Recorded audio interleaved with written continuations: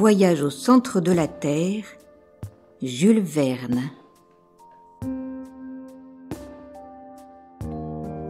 Chapitre 10. Conversation entre savants. Le dîner était prêt.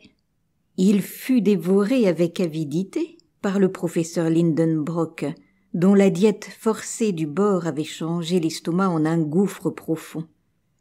Ce repas plus danois qu'islandais n'eut rien de remarquable en lui-même, mais notre hôte, plus islandais que danois, me rappela les héros de l'antique hospitalité. Il me parut évident que nous étions chez lui plus que lui-même. La conversation se fit en langue indigène, que mon oncle entremêlait d'allemand et M. Fredrickson de latin afin que je pusse la comprendre. Elle roula sur des questions scientifiques, comme il convient à des savants.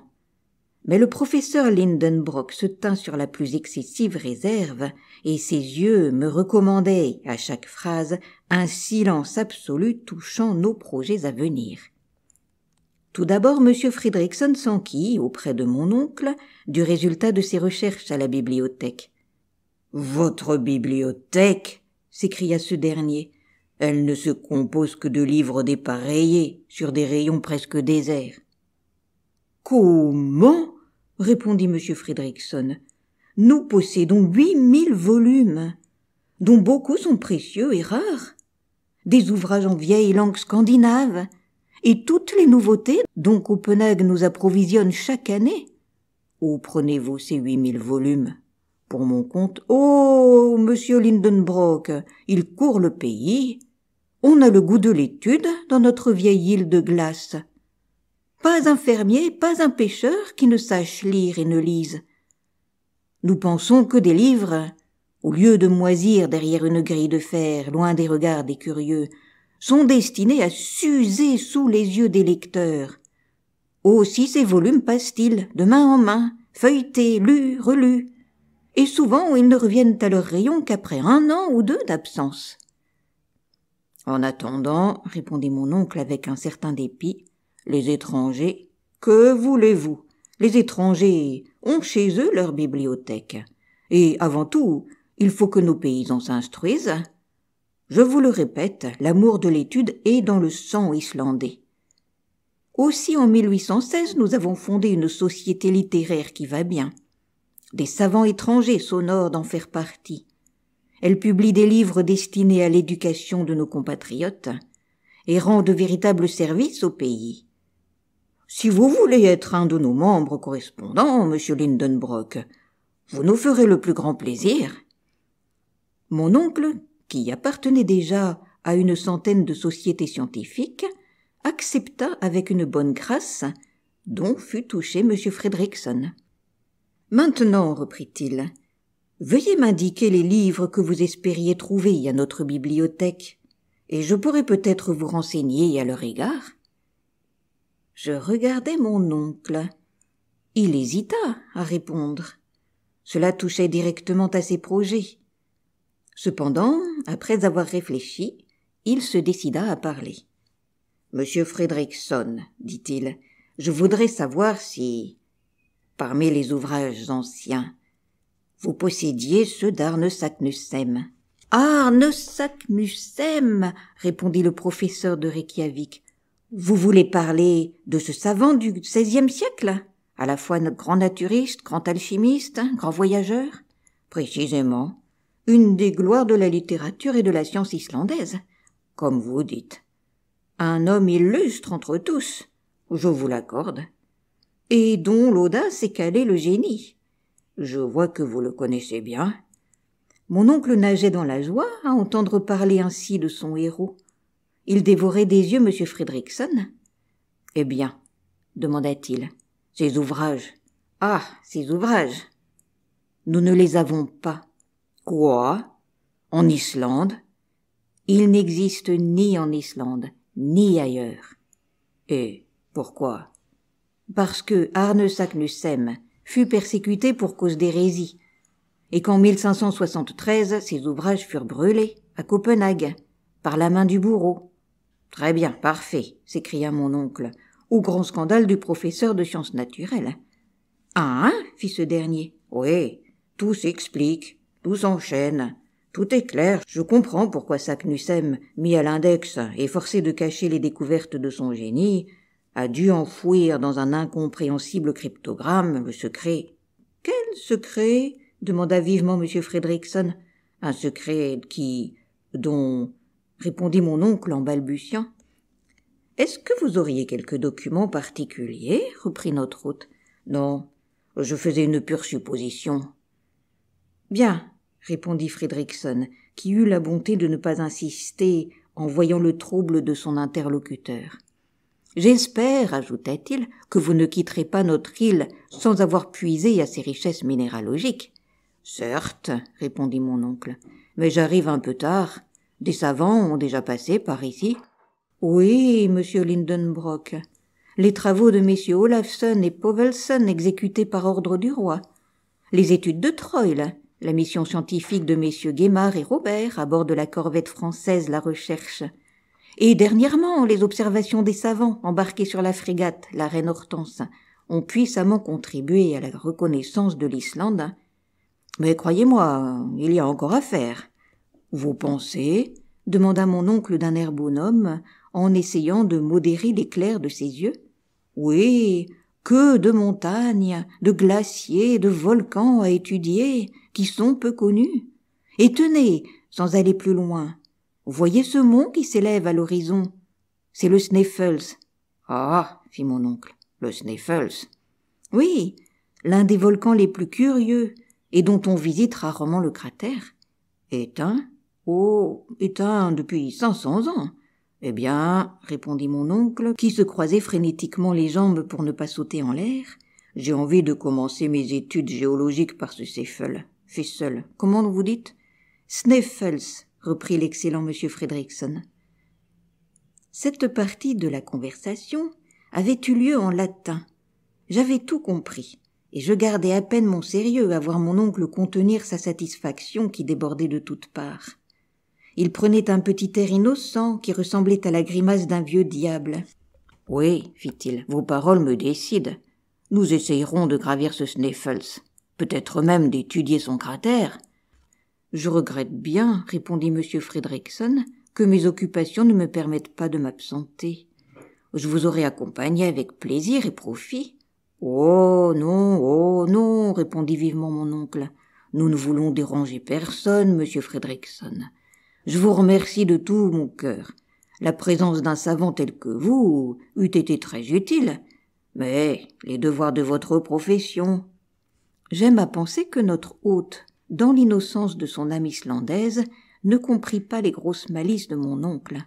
« Je vous approuve fort, monsieur Lidenbrock, dit-il, de commencer par ce volcan. Vous ferez là une ample moisson d'observations curieuses.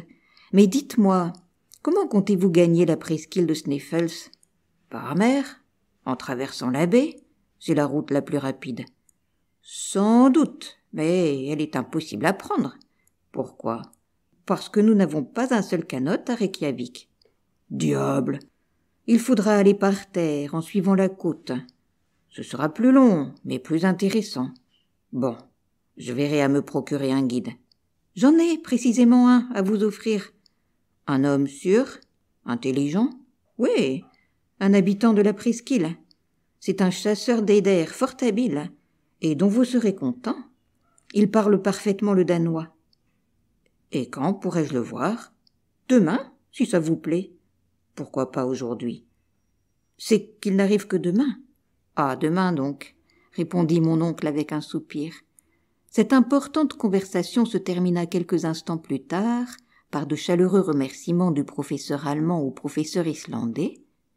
Pendant ce dîner, mon oncle venait d'apprendre des choses importantes. En outre, l'histoire de Saknussemm, la raison de son document mystérieux, comme quoi son hôte ne l'accompagnerait pas dans son expédition, et que dès le lendemain, un guide serait à ses ordres.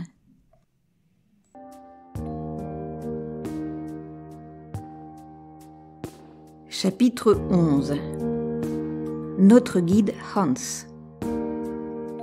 Le soir, je fis une courte promenade sur les rivages de Reykjavik, et je revins de bonne heure me coucher dans mon lit de grosses planches où je dormis d'un sommeil profond. Quand je me réveillai, j'entendis mon oncle parler abondamment dans la salle voisine. Je me levai aussitôt et je me hâtai d'aller le rejoindre.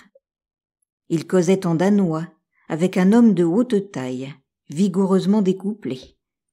Ce grand gaillard devait être d'une force peu commune. Ses yeux percés, dans une tête très grosse et assez naïve, me parurent intelligents. Ils étaient d'un bleu rêveur. De longs cheveux qui eussent passé pour roux, même en Angleterre, tombaient sur ses athlétiques épaules. Cet indigène avait des mouvements souples, mais il remuait peu les bras, en homme qui ignorait ou dédaignait la langue des gestes. Tout en lui révélait un tempérament d'un calme parfait, non pas indolent, mais tranquille. On sentait qu'il ne demandait rien à personne, qu'il travaillait à sa convenance, et que dans ce monde sa philosophie ne pouvait être ni étonnée ni troublée. Je surpris les nuances de ce caractère à la manière dont l'Islandais écouta le verbillage passionné de son interlocuteur. Il demeurait les bras croisés, immobile, au milieu des gestes multipliés de mon oncle. Pour nier, sa tête tournait de gauche à droite. Elle s'inclinait pour affirmer, et cela si peu que ses longs cheveux bougeaient à peine. C'était l'économie du mouvement poussée jusqu'à l'avarice. Certes, à voir cet homme, je n'aurais jamais deviné sa profession de chasseur. Celui-là ne devait pas effrayer le gibier à coup sûr, mais comment pouvait-il l'atteindre ? Tout s'expliqua quand M. Fredrickson m'apprit que ce tranquille personnage n'était qu'un chasseur d'eider, l'oiseau dont le duvet constitue la plus grande richesse de l'île. En effet, ce duvet s'appelle l'édredon, et il ne faut pas une grande dépense de mouvement pour le recueillir. Au premier jour de l'été, la femelle de l'eider, sorte de joli canard, va bâtir son nid parmi les rochers des fjords, dont la côte est toute frangée. Ce nid bâti, elle le tapisse avec de fines plumes qu'elle s'arrache du ventre. Aussitôt, le chasseur, ou mieux le négociant, arrive, prend le nid, et la femelle de recommencer son travail. Cela dure ainsi tant qu'il lui reste quelque duvet. Quand elle s'est entièrement dépouillée, c'est au mâle de se déplumer à son tour. Seulement, comme la dépouille dure et grossière de ce dernier n'a aucune valeur commerciale, le chasseur ne prend pas la peine de lui voler le lit de sa couvée. Le nid s'achève donc, la femelle pond ses œufs, les petits éclosent et l'année suivante, la récolte de l'édredon recommence. Or, comme l'eider ne choisit pas les rocs escarpés pour y bâtir son nid, mais plutôt ces roches faciles et horizontales qui vont se perdre en mer, le chasseur islandais pouvait exercer son métier sans grande agitation. C'était un fermier qui n'avait ni à semer ni à couper sa moisson, mais à la récolter seulement. Ce personnage grave, flegmatique et silencieux se nommait Hans Blelke. Il venait à la recommandation de M. Fredrickson. C'était notre futur guide. Ses manières contrastaient singulièrement avec celles de mon oncle. Cependant, ils s'entendirent facilement. Ni l'un ni l'autre ne regardait au prix, l'un prêt à accepter ce qu'on lui offrait, l'autre prêt à donner ce qui lui serait demandé. Jamais marché ne fut plus facile à conclure. Or, des conventions, il en résulta que Hans s'engageait à nous conduire au village de Stapi, situé sur la côte méridionale de la presqu'île de Sneffels, au pied même du volcan. Il fallait compter par terre 22 milles environ, voyage à faire en 2 jours, suivant l'opinion de mon oncle. Mais quand il apprit qu'il s'agissait de 1000 Danois de 24 000 pieds, il dut rabattre de son calcul et compter, vu l'insuffisance des chemins, sur 7 ou 8 jours de marche. 4 chevaux devaient être mis à sa disposition, 2 pour le porter lui et moi, 2 autres destinés à nos bagages. Hans, suivant son habitude, irait à pied. Il connaissait parfaitement cette partie de la côte, et il promit de prendre part le plus court. Son engagement avec mon oncle n'expirait pas à notre arrivée à Stapi. Il demeurait à son service pendant tout le temps nécessaire à nos excursions scientifiques, au prix de 3 Riksdaler par semaine, à l'époque 16 francs et 8 centimes. Seulement, il fut expressément convenu que cette somme serait comptée au guide chaque samedi soir, condition sine qua non de son engagement. « Efter » dit-il. « Après » me dit le professeur pour mon édification. Hans, le traité conclu, se retira tout d'une pièce. « Un fameux homme » s'écria mon oncle, « mais il ne s'attend guère au merveilleux rôle que l'avenir lui réserve de jouer. » « Il nous accompagne donc jusqu'au... » « Oui, Axel, jusqu'au centre de la Terre. » 48 heures restaient encore à passer. À mon grand regret, je dus les employer à nos préparatifs. Toute notre intelligence fut employée à disposer chaque objet de la façon la plus avantageuse. Les instruments d'un côté, les armes d'un autre, les outils dans ce paquet, les vivres dans celui-là.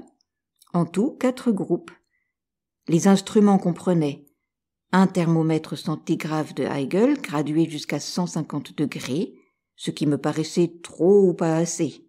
Trop si la chaleur ambiante devait monter là, auquel cas nous aurions cuit, pas assez s'il s'agissait de mesurer la température de source ou toute autre matière en fusion.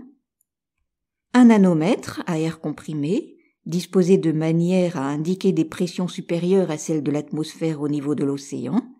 En effet, le baromètre ordinaire n'eût pas suffi. La pression atmosphérique devant augmenter proportionnellement à notre descente en dessous de la surface de la Terre. Un chronomètre de Biosonas de Genève, parfaitement réglé au méridien de Hambourg. 2 boussoles d'inclinaison et de déclinaison. Une lunette de nuit. 2 appareils de Ruhmkorff qui, au moyen d'un courant électrique, donnaient une lumière très portative, sûre et peu encombrante. Les armes consistaient en 2 carabines de Purdley Moore & Co. et de 2 revolvers Colt. Pourquoi des armes ? Nous n'avions ni sauvages ni bêtes féroces à redouter, je suppose. Mais mon oncle paraissait tenir à son arsenal comme à ses instruments, surtout à une notable quantité de fulmi-coton inaltérable à l'humidité et dont la force expansive est fort supérieure à celle de la poudre ordinaire. Les outils comprenaient 2 pics, 2 pioches, une échelle de soie, 3 bâtons ferrés, une hache, un marteau, une douzaine de coins et pitons de fer, et de longues cordes à nœuds. Cela ne laissait pas de faire un fort colis, car l'échelle mesurait 300 pieds de longueur. Enfin, il y avait des provisions. Le paquet n'était pas gros, mais rassurant, car je savais qu'en viande concentrée et en biscuits secs, il contenait pour 6 mois de vivres. Le genièvre en formait toute la partie liquide, et l'eau manquait totalement. Mais nous avions des gourdes, et mon oncle comptait sur les sources pour les remplir. Les objections que j'avais pu faire sur leur qualité, leur température et même leur absence étaient restées sans succès. Pour compléter la nomenclature exacte de nos articles de voyage, je noterai une pharmacie portative contenant des ciseaux à lame mousse, des attelles pour fractures, une pièce de ruban en fil écru, des bandes et compresses, du sparadrap, une palette pour saigner, toutes choses effrayantes. De plus, une série de flacons contenant de la dextrine, de l'alcool vulnéraire, de l'acétate de plomb liquide, de l'éther, du vinaigre et de l'ammoniac, toutes drogues d'un emploi peu rassurant. Enfin, les matières nécessaires aux appareils de Ruhmkorff. Mon oncle n'avait eu garde d'oublier la provision de tabac, de poudre de chasse et d'amadou, non plus qu'une ceinture de cuir qu'il portait autour des reins et où se trouvait une suffisante quantité d'or, d'argent et de papier. 2 bonnes chaussures, rendues imperméables par un enduit de goudron et de gomme élastique, se trouvaient au nombre de 6 paires dans le groupe des outils. Ainsi vêtu, chaussé, équipé, il n'y a aucune raison pour ne pas aller plus loin, me dit mon oncle. La journée du 14 fut employée tout entière à disposer des différents objets. Le soir, nous dînâmes chez le baron Tramp en compagnie du maire de Reykjavik et du docteur Hjaltalin, un grand médecin du pays. M. Fredriksson n'était plus au nombre des convives. J'appris plus tard que le gouverneur et lui se trouvaient en désaccord sur une question d'administration et ne se voyaient pas. Je n'eus donc pas l'occasion de comprendre un mot de ce qui se dit pendant ce dîner semi-officiel. Je remarquai seulement que mon oncle parla tout le temps. Le lendemain, 15, les préparatifs furent achevés.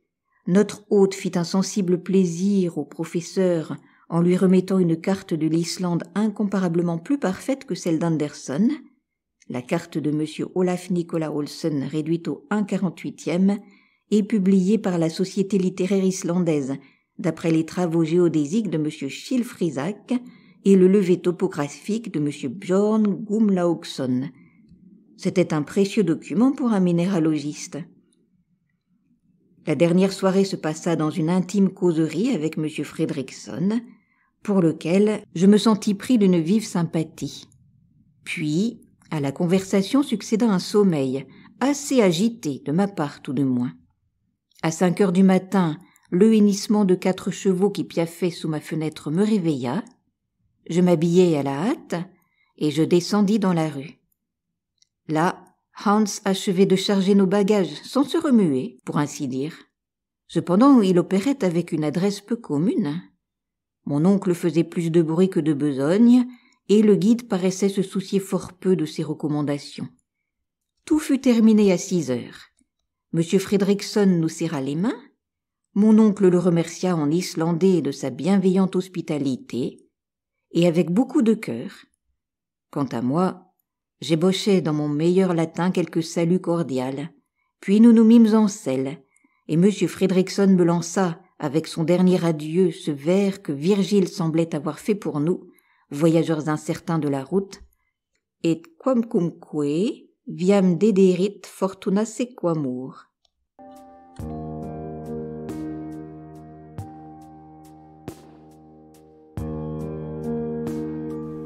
Si cela vous a plu, vous pouvez retrouver d'autres histoires et poésies sur ma chaîne Entendre lire.